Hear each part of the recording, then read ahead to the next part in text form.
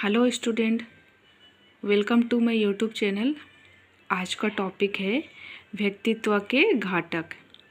ये topic semester 2 के student लोगों के लिए है जो कम्युनिकेशन स्किल पर्सनालिटी डेवलपमेंट के अंतर्गत ये टॉपिक आता है। स्टार्ट करते हैं टॉपिक को। व्यक्तित्व के घटक वे तत्व होते हैं जो किसी व्यक्ति के संपूर्ण व्यक्तित्व का निर्माण करते हैं। विभिन्न मनोवैज्ञानिकों ने इसे अलग अलग तरीके से परिभाषित किया है, लेकिन सामान्य रूप से व्यक्तित्व के निम्नलिखित प्रमुख घटक माने जाते हैं, जिसमें पहला पॉइंट है जैविक घटक। जैविक घटक के अंतर्गत आते हैं पहला आनुवंशिकता, मतलब जन्मजात बोल सकते हैं हम लोग। तो जन्म से मिले जो भी गुण है, जिसमें हमको जन्म से मिल सकता है माता पिता के द्वारा, है ना, तो माता पिता आते हैं, उसको हम लोग आनुवंशिक कह सकते हैं। और शारीरिक संरचना है, इसमें शरीर की जो बनावट है, मोटी है पतली है, जो भी ऊंचाई है ना, वजन और त्वचा का रंग आदि, ये सारे चीज़ें जो है व्यक्तित्व को प्रभावित करते हैं। तीसरा है तंत्रिका तंत्र और अंतःस्रावी ग्रंथियाँ, हार्मोनल संतुलन और मस्तिष्क की संरचना भी व्यवहार को प्रभावित करती है।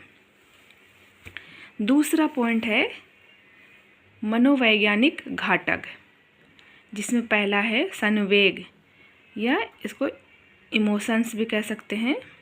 तो किसी व्यक्ति की भावनाएं, जैसे अपने इमोशन को हम लोग कैसे व्यक्त करते हैं, किसी चीज़ के लिए हमें खुशी होते हैं या गुस्सा या दुख, है ना, ये सारी चीज़ें, तो उसके व्यक्तित्व का ये सारी चीज़ हिस्सा है, पार्ट है।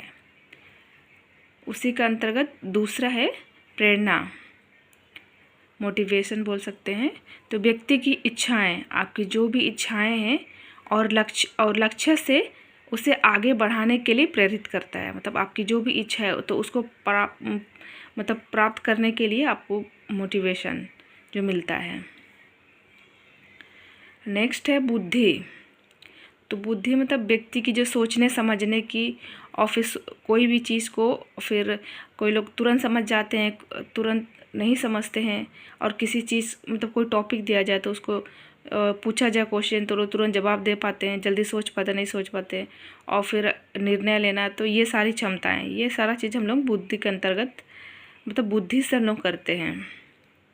नेक्स्ट है अभिरुचि और दृष्टिकोण। तो किसी व्यक्ति की रुचियाँ, मतलब आपकी क्या इंटरेस्ट है ना, क्या है, और फिर सोचने का जो तरीका है उसके व्यक्तित्व को ही निर्धारित करता है। आप किस प्रकार का सोच सकते हैं, किसी के बारे में अच्छा सोच सकते हैं तो फिर वो भी आपका व्यक्तित्व को दिखाता है, अगर ख़राब सोचते हैं तो वो भी आपका व्यक्तित्व को ही दिखाता है।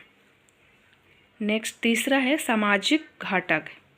सामाजिक के अंतर्गत आता है परिवार। तो माता पिता, भाई बहन और परिवार का वातावरण व्यक्तित्व को आकार देता है। दूसरा है शिक्षा और संस्कार।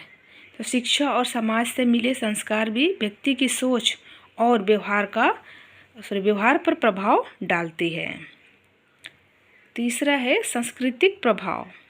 तो किसी समाज की परंपराएं, रीति रिवाज और नैतिक मूल्य व्यक्ति के व्यक्तित्व को प्रभावित करती है। नेक्स्ट 4 पॉइंट है पर्यावरणीय घटक। तो भौगोलिक पर्यावरण किसी व्यक्ति का रहने का स्थान, जलवायु आदि उसके व्यक्तित्व को प्रभावित कर सकते हैं। तो व्यक्ति जिस जगह पर रह रहे हैं उस जगह का इन्वायरमेंट अगर अच्छा है, मतलब उस एरिया में पढ़े लिखे लोग, नौकरी पेशा के लोग रहते हैं, तो उस तरह का ही उसका व्यक्तित्व होगा। उसी के अंतर्गत है आर्थिक स्थिति।